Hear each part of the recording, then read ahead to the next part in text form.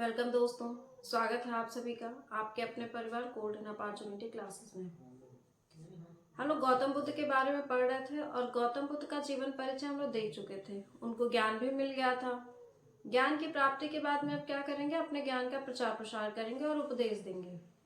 तो उन्होंने जो अपना पहला उपदेश दिया था वो कहाँ पे दिया था? सारनाथ में दिया था। और किसको दिया था? कौंडिन्य ऋषियों को दिया था। ज्ञान प्राप्ति के बाद इन्होंने 4 आर्य सत्य को बताया है। 4 आर्य सत्य में क्या बताया है?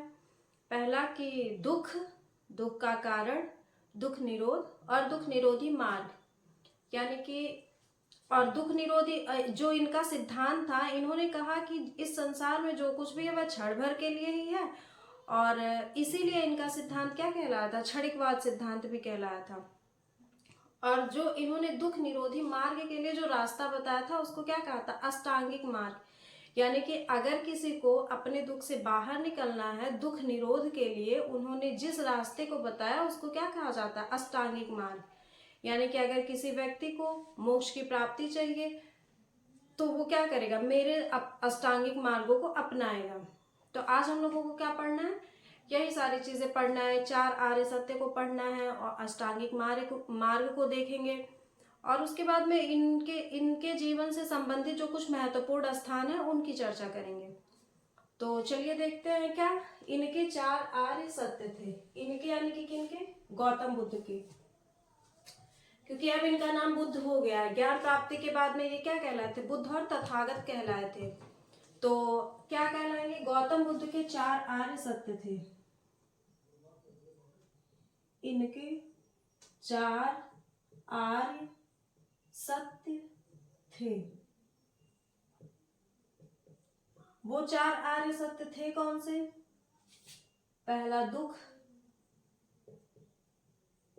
अगला दुख का कारण, यानी कि इस संसार में अगर दुख है तो उस दुख का कोई ना कोई कारण अवश्य होगा। फिर उसके बाद में क्या था?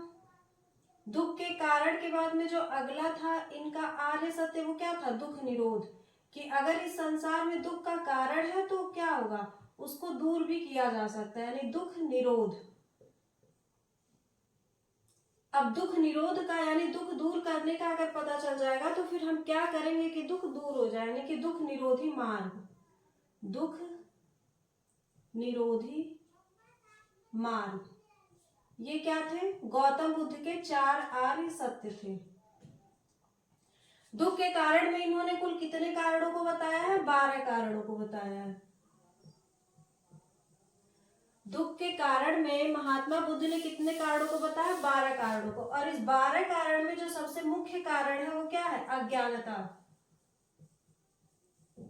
अज्ञानता। इन 12 कारणों में जो सबसे मुख्य कारण महात्मा बुद्ध ने बताया है दुख का, वो क्या बताया? अज्ञानता बताया है।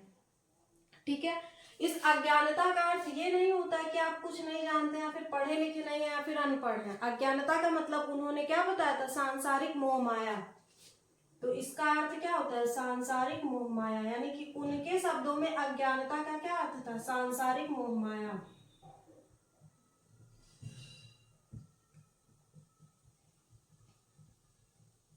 यानी कि आप सांसारिक मोह माया से जितने ज्यादा दूर रहेंगे तो आप अज्ञानी नहीं रहेंगे। ठीक है। और अगर आप अज्ञानी नहीं है तो आपको दुख का कारण भी नहीं है। ठीक है। तो आप दुखी नहीं रहेंगे।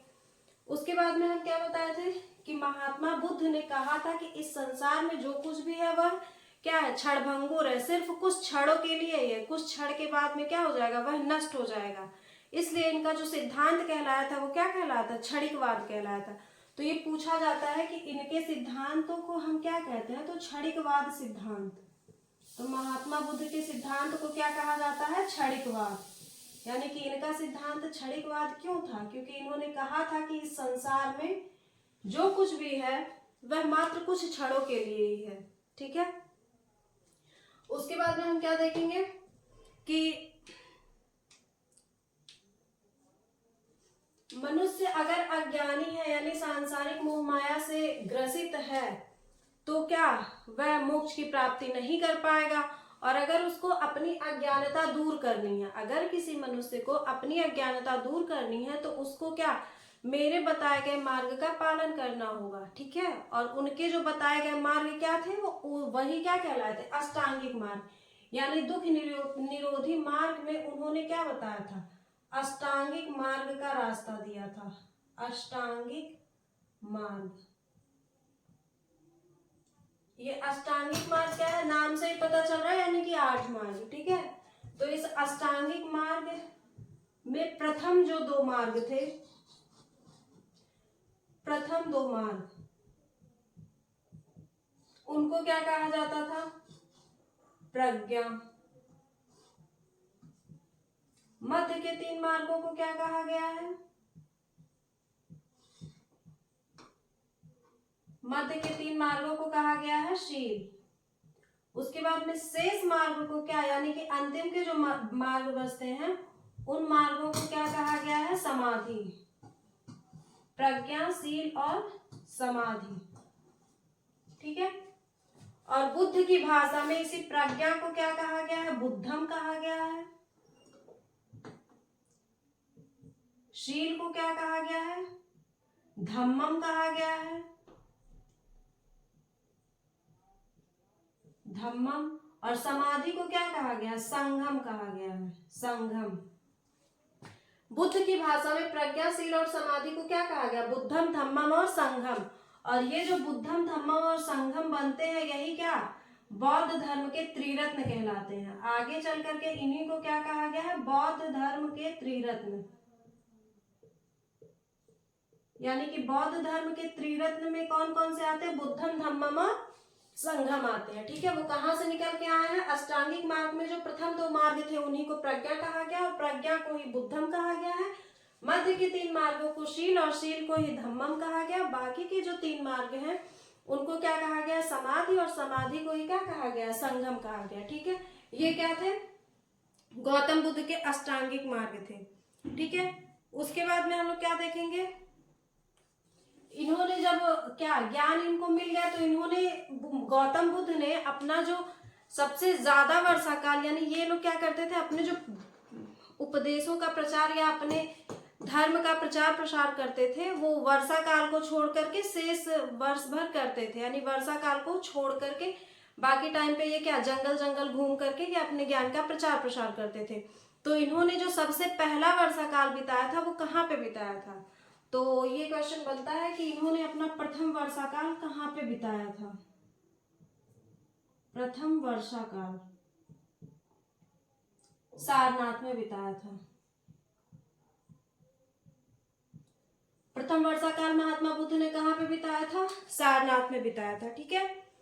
और सबसे इन्होंने जो उपदेश दिया था वो किस भाषा में दिया था, यानी कि बुद्ध के उपदेश किस भाषा में होते थे, पाली भाषा में होते थे। और इसी भाषा में ही क्या इनके अनुयायी इनके धर्म का प्रचार करते थे। यानी कि बौद्ध धर्म की अगर पूछा जाए, बौद्ध धर्म के प्रचार की भाषा तो पाली होती थी, ठीक है। और गौतम बुद्ध ने अपना पहला वर्षा काल कहाँ पे बिताया था, सारनाथ में बिताया था, और सारनाथ में ही अपना सबसे पहला उपदेश भी दिया था, ठीक है। उसके बाद में हम लोग क्या देखेंगे, इनके जीवन से संबंधित कुछ महत्वपूर्ण स्थान हैं, उन स्थानों को हम लोग देखेंगे। जैसे स्थानों में क्या आता है, एक स्थान आता है वैशाली, जहां से इन्होंने क्या किया था, अपने संघ में महिलाओं को प्रवेश देने की शुरुआत की थी। यानी कि शुरुआत में बौद्ध धर्म में महिलाओं का प्रवेश नहीं होता था। फिर वैशाली से इन्होंने क्या किया, अपने धर्म या अपने संघ में महिलाओं का प्रवेश शुरू कर दिया। तो इसीलिए इनके जीवन से जो संबंधित जगह है वो क्या है, वैशाली भी महत्वपूर्ण हो जाता है। और इनके संघ में प्रवेश पाने वाली जो पहली महिला थी वो थी कौन सी, प्रजापति गौतमी, जो थी कौन, इनकी मौसी थी, ठीक है। तो हम ये देखेंगे कि बुद्ध के जीवन से संबंधित कुछ महत्वपूर्ण स्थान।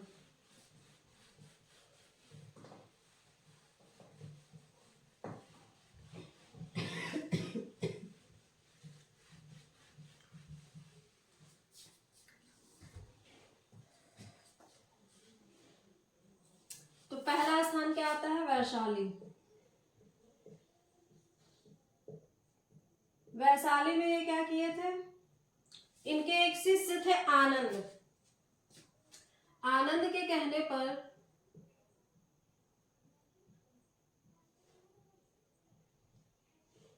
आनंद के कहने पर अपने संघ में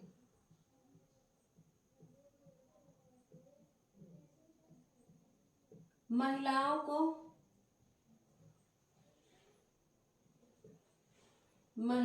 को प्रवेश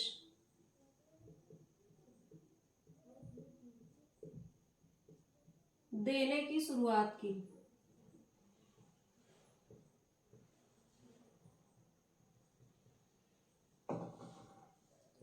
यानी कि अपने संघ में गौतम बुद्ध ने अपने संघ में महिलाओं को प्रवेश देने की शुरुआत कहाँ से की थी? वैशाली से की थी। और किसके कहने पे? इनके एक शिष्य थे आनंद, उन्हीं के कहने पे। तो इनके संघ में जो प्रवेश पाने वाली जो पहली महिला थी, हम यहाँ क्रम से लिखेंगे, ठीक है। जो पहली महिला थी वो थी कौन सी? प्रजापति गौतमी। प्रवेश बौद्ध संघ में प्रवेश पाने वाली पहली महिला कौन थी? प्रजापति गौतमी। प्रजापति गौतमी थी कौन? बुद्ध की थी मौसी। उसके बाद में जो अगली महिला आती है वो क्या आती है? नंदा, जो कौन थी? इनकी बहन थी।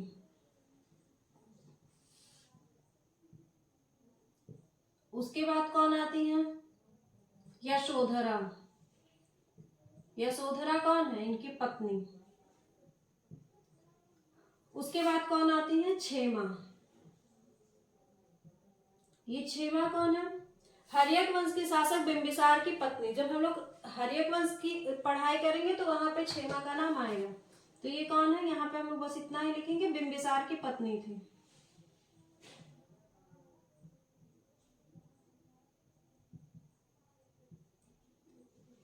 ये क्रम से 4 महिलाएं हैं।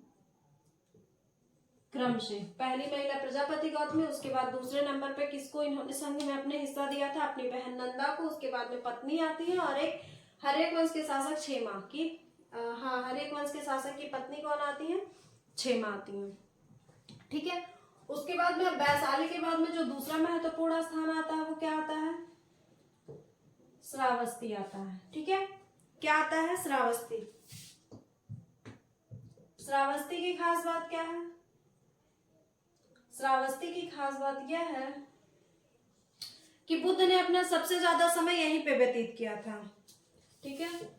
बुद्ध ने अपना सबसे ज्यादा समय यहीं पे व्यतीत किया था, यानी कि अपने जीवन के जो सबसे ज्यादा समय थे, सर्वाधिक समय व्यतीत किया था।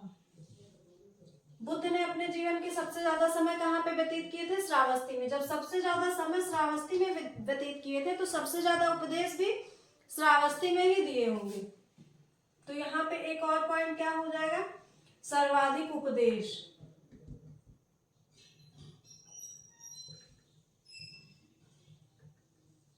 और जब जहां पे सबसे ज्यादा उपदेश देंगे वहीं पे क्या है?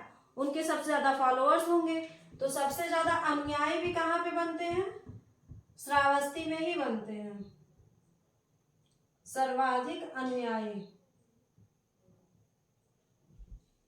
बने, यही मतलब श्रावस्ती में। तो बुद्ध के जीवन में श्रावस्ती का क्या महत्व है? श्रावस्ती में बुद्ध ने सबसे ज्यादा समय व्यतीत किया था, और अगर सबसे ज्यादा समय व्यतीत किया है तो वहां पे अपने सबसे ज्यादा उपदेश दिए होंगे, और जहां पे सबसे ज्यादा उपदेश देंगे वहीं पे ही उनके सबसे ज्यादा क्या? अनुयायी बनेंगे, ठीक है। उसके बाद में श्रावस्ती के बाद में जो अगली महत्वपूर्ण जगह आती है वो क्या आती है? पावापुरी। श्रावस्ती के बाद अब ये कहाँ चले जाएंगे? पावापुरी चले जाएंगे। पावापुरी के बारे में क्या कहा गया है कि पावापुरी में एक चुंद नाम के सुनार थे। कुछ किताबें इनको लोहार भी लिखती हैं। चुंद नाम के सुनार या लोहार के यहाँ से ये क्या करते हैं? सुअर का मांस ग्रहण करने से इनकी जो तबीयत है वो बिगड़ जाती है। शारीरिक अवस्था में क्या आती है? शारीरिक अवस्था इनकी बिगड़ जाती है। तो उसके बाद में वो उसी हालत में पावापुरी से कहाँ पे जाते हैं? कुशीनगर जाते हैं। और कुशीनगर में वहां पे उनके एक शिष्य थे सुभद्र, जिनको वो अपना उपदेश देते हैं। और सुभद्र को ही अपना अंतिम उपदेश देने के बाद क्या होती है? महात्मा बुद्ध की 483 ईसा पूर्व में क्या हो जाती है? मृत्यु हो जाती है। तो अब क्या हम लिखेंगे पावापुरी के बाद में? चुंद। कुछ कुछ किताबें सोनार लिखती हैं और कुछ कुछ किताबें इनको लोहार लिखती हैं। खैर हमको इनसे कोई मतलब नहीं है। चुंद के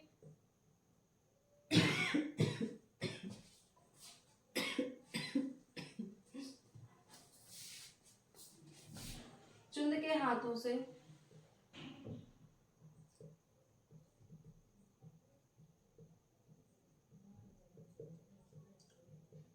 सुअर का मांस ग्रहण किया। उसके बाद क्या होती है? शारीरिक अवस्था इनकी खराब हो जाती है।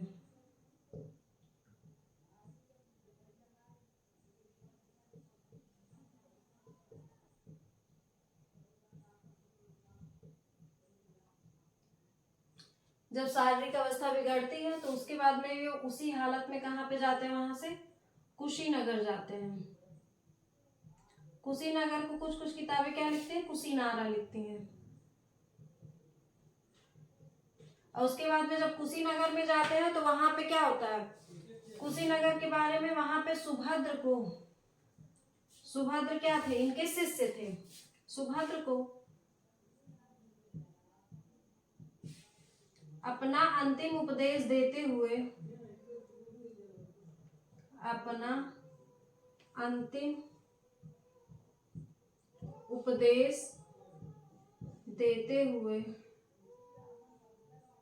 इनकी मृत्यु हो जाती है।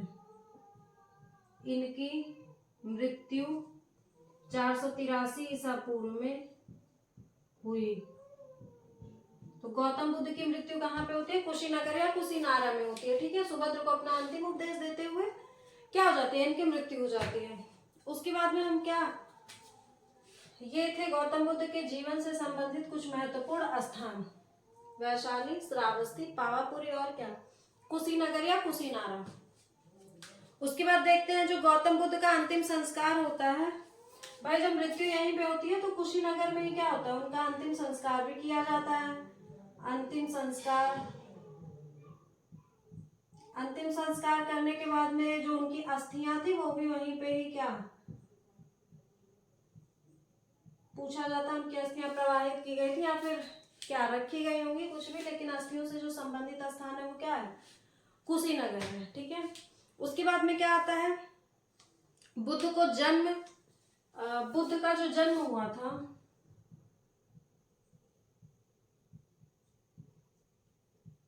जन्म और मृत्यु और ज्ञान, ये सभी क्या हुए थे? वैशाख पूर्णिमा के दिन ही हुए थे। वैशाख पूर्णिमा के दिन।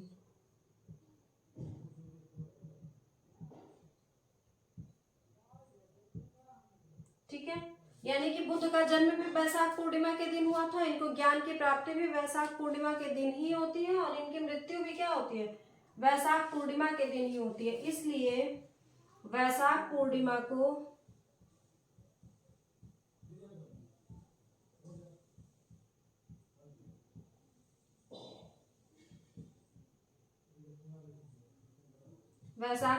को बुद्ध पूर्णिमा भी कहा जाता है।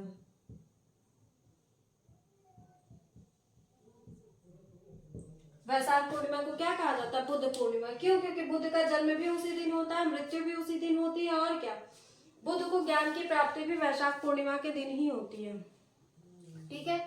तो आज हम लोग क्या हो गए? अब भाई गौतम बुद्ध की मृत्यु हो चुकी है, तो अब आज की क्लास हम लोग बस यहीं तक रखते हैं।